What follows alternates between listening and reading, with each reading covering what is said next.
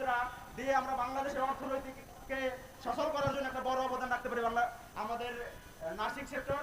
তো আমি সকল নার্সিং সেক্টরে যে সকল সিনিয়র কর্মকর্তা আছেন প্লাস আমাদের অভিভাবক হিসেবে নার্সিং কলেজ এবং নার্সিং ইনস্টিটিউটের যে আমাদের অধ্যক্ষ থেকে শুরু করে আমাদের ইন্সট্রাক্টরগণ আছেন, আমি সবাইকে একটা মেসেজ দিতে চাই, আমাদের নার্সিং সেক্টরটাকে যে ঢিলে ঢালা আছে এটাকে আরো গুছিয়ে নিন। আপনারা সবাই, আমরা সাধারণ জনগণ একটা জিনিস হয়তো আপনারা ভুল বুঝতেছেন, সেটা হচ্ছে বাংলাদেশে যত ডিপ্লোমা কোর্স আছে সব ধরনের ডিপ্লোমা কোর্স হচ্ছে এসএসসি পাশের পরে ভর্তি নেওয়া হয়।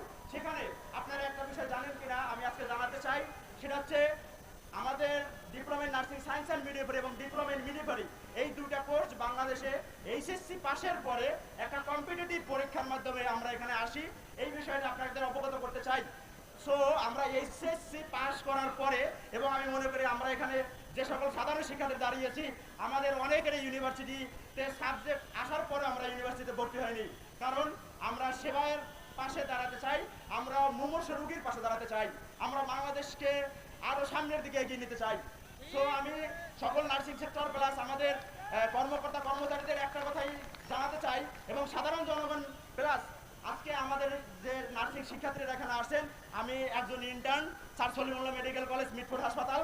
আমার এখন রাস্তায় থাকার কথা ছিল না, আমার ছিল মুমূর্ষ রোগীদের পাশে তাদের হাত ধরে তাদেরকে সাপোর্ট দিয়ে সুস্থ করার কথা ছিল।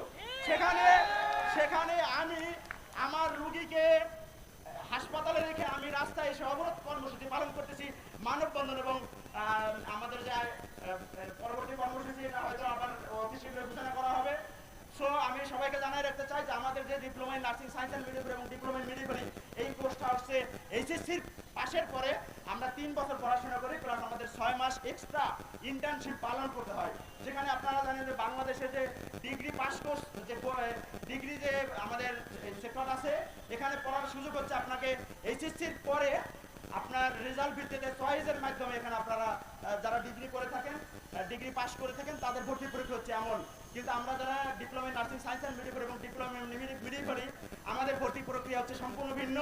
আমরা এইচএসসির পরে এইচএসসি পাশের পরে আমরা কম্পিটিটিভ একটা রেজাল্টের মাধ্যমে এখানে আসি, প্লাস আমাদের এখানে যারা আমরা আছি অধিকাংশই আমরা হচ্ছি আমাদের যে নার্সিং সেক্টরে যারা আছেন আমরা এখানে 10 থেকে 15টা কলেজ সমবেত হয়েছি এবং আপনারা সবাই জানেন সারা বাংলাদেশের 64টা জেলায় এবং সারা বাংলাদেশের টেকনাফ থেকে তেঁতুলিয়া পর্যন্ত আমাদের কর্মসূচি আজকে চলমান রয়েছে এবং আমাদের দাবি আদায় না হওয়া পর্যন্ত আমাদের এই কর্মসূচি আরো সামনের দিকে বেগমান হবে।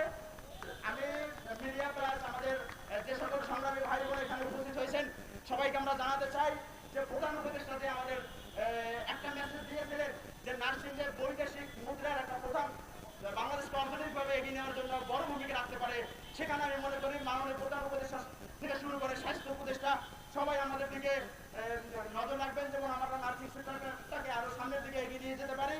এবং আপনারা আরেকটা বিষয় জানাই রাখতে চাই যে প্রতি বছর আমাদের ডিজিএনএমে বাইরের কান্ট্রি থেকে নার্স নেওয়ার জন্য তারা আবেদন করে থাকেন, কিন্তু আমাদের দেশে সেই ধরনের নার্স আমরা তৈরি করতে পারতেছি না, যার কারণে এটা হয়তো আমাদের প্রশাসনের ব্যর্থতা বলতে পারি। আমাদের নিয়ে কাজ করা বাংলাদেশ নার্সিং ও মিডওয়াইফারি কাউন্সিল প্লাস আমাদের যে বিএনএমসি আছে, তো আমাদের শিক্ষার্থীদের একটাই দাবি যে নার্সিংটাকে সারা পৃথিবীতে নার্সিং সেবাটাকে সারা পৃথিবীতে ছড়িয়ে দেওয়ার জন্য আমাদের ঊর্ধ্বতন কর্মকর্তা কর্মচারীদের আমি দৃষ্টিগোচর করতে চাই। পাশাপাশি আমরা বলতে চাই যে আমাদের পরবর্তী কর্মসূচি ঘোষণার আগে হয়তো আমাদের এখান থেকে স্মারকলিপি প্রদান করা হবে। প্রধান উপদেষ্টা বরাবর স্বাস্থ্য উপদেষ্টা বরাবর আমাদের বাংলাদেশ নার্সিং ও মিডওয়াইফারি অধিদপ্তর এবং আমাদের যে বাংলাদেশ নার্সিং ও মিডওয়াইফারি কাউন্সিল আছে আমরা আজকে স্মারকলিপি প্রদান করব। পরবর্তী কর্মসূচি আমাদের সারা বাংলাদেশের প্রতিনিধিদের মাধ্যমে আলোচনা করে জানানো হবে। এবং আরেকটা বিষয় আমরা বলতে চাই সেটা হচ্ছে যে আমাদের যে ডিগ্রি সমমান এই ডিগ্রি সমমানের কয়েকটা মিটিং আমাদের সচিবালয়ে ডাকা হয়েছিল, আমাদের প্রতিনিধিরা কথা বলছিলেন কিন্তু তারা মিটিংয়ে শুধুমাত্র মিটিং থেকে সময় বাড়াচ্ছেন, তারা বলতেছেন আশ্বস্ত করতেছেন যে আমরা মেনে নিব।